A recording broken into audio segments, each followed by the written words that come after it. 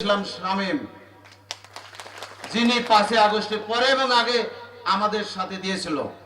সংগ্রামী সাথী ও বন্ধুরা, যিনি ঘুম থেকে উঠে খালেদা জিয়া এবং তারেক রহমানকে গাইলেত, সেই ফ্যাসিস্ট কোথায়? আয়না ঘরের জন্মদাতা সেই ফ্যাসিস্ট কোথায়? যিনি এই গুম খুনের জননী সেই ফ্যাসিস্ট কোথায়? সেই ফ্যাসিস্ট এখন 5ই আগস্ট ছাত্র জনতার বিপ্লবের মাধ্যমে, গণ অভ্যুত্থানের মাধ্যমে ভারতে পালিয়েছে।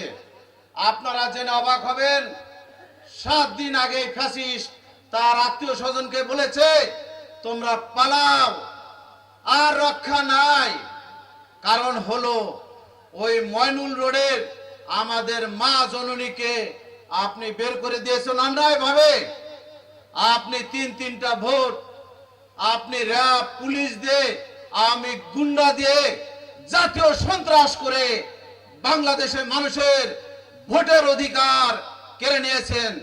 এই বাংলাদেশটা মুসলিমদের জনপদে পরিণত হয়েছিল। আজকে দেখেন, আপনি আজকে এই দেশে নাই। আপনি বক্তব্য দিয়েছেন, আপনার ধানমন্ডি 32 নম্বরও নাই।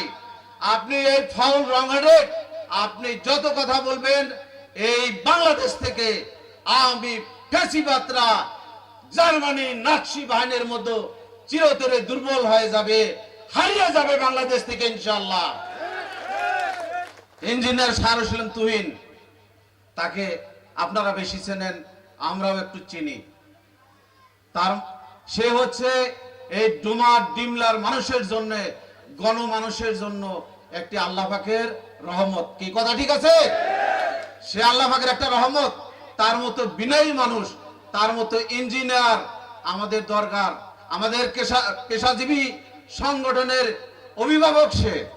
তুহিন ভাই, আপনার কাছে অনুরোধ করব ভাই, কি অনুরোধ? রাজনীতিতে গুণগত পরিবর্তন আনতে হবে।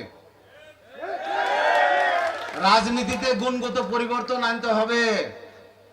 আপনি সরকারের ইনশাআল্লাহ আগামীতে ভোট হলে আপনি নীতি নির্ধারণের পর্যায়ে ইনশাআল্লাহ মতামত দেবেন, নেতৃত্ব দেবেন।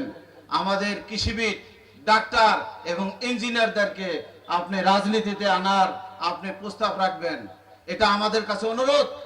তাহলে এই বাংলাদেশের জাতীয়বাদী শক্তির যে রাজনীতি, গুণগত পরিবর্তন আসবে। এখানে আমরা আইডিয়া শেয়ার করতে পারবো। আমরা বাংলাদেশকে শহীদ প্রেসিডেন্ট জিয়াউর রহমানের যে এই রাখাল রাজা, তার যে স্বনির্ভর বাংলাদেশ গড়ার যে প্রচেষ্টা, আমরা সেটা করতে পারবো।